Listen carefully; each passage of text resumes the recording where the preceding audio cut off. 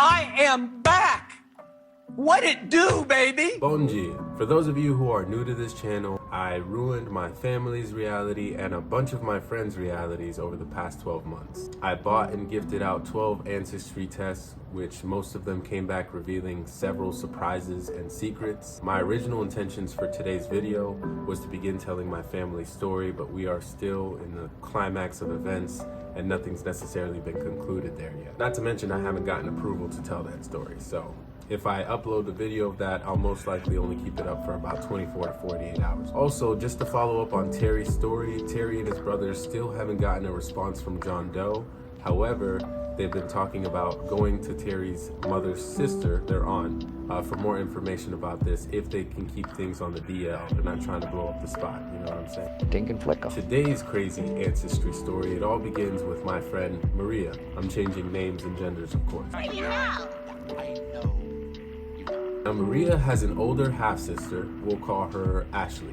Maria and Ashley have the same mother, but different fathers. We'll call Ashley's dad first husband, and we'll call Maria's dad Jack. Now, by the time I gave Maria the ancestry test, her sister Ashley had already gotten hers done, and everything came back pretty normal. It was just a bunch of countries and percentages, no surprises. However, when Maria got her results back, there was a bit of a surprise, and it was the beginning of a series of crazy events.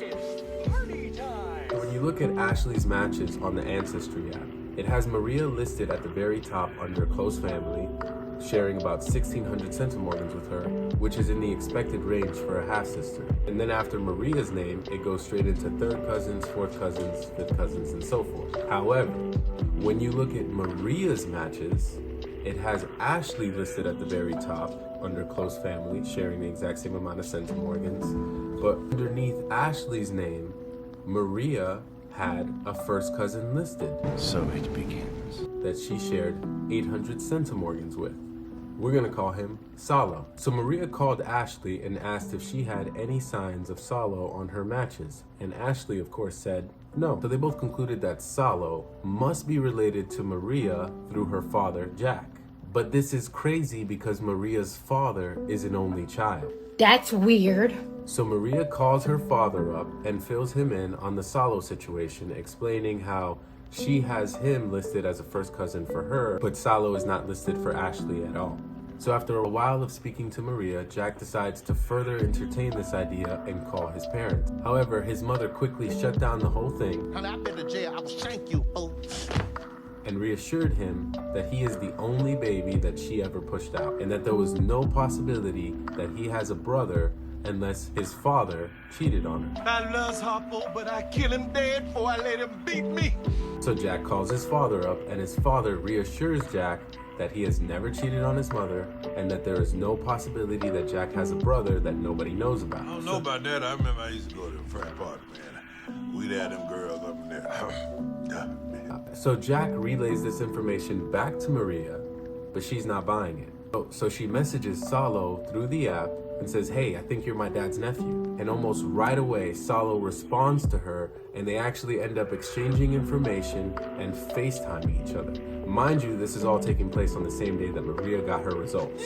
So while Maria and Salo are FaceTiming, Salo reveals that his mother knows who her parents are, but Salo's father does not know who his parents are, nor does he know his family at all. This guy could be your dad. You know where this is going. So Salo, Maria, Jack, and Salo's father, we'll call him Martin, they all meet in Zoom. Now Jack was 18 years old when Martin was born and confirms that he was sexually active, so everything is checking out. But even more than that, all four of them saw a resemblance between them. So this conversation was not just going well, it was downright incredible. Maria told me that Martin was pretty much like the son that Jack never had, and she herself was excited to have a brother and a nephew now. They had already started talking about meeting in person, and this was pretty much like a family reunited. We're a family. So Salo thought it was a great time to start building the family tree through the Ancestry app. So he bought his parents' ancestry tests, and then Jack, a few days later, bought himself an ancestry test as well. So they sent out the results, and while they were all waiting for the results, they were FaceTiming and Zooming once or twice a week, building that bond. Everybody was getting along. This was really going great. When Martin's results finally come back, Martin sees that Salo is listed at the very top under child, and it was about 3,500 centimorgans shared with him,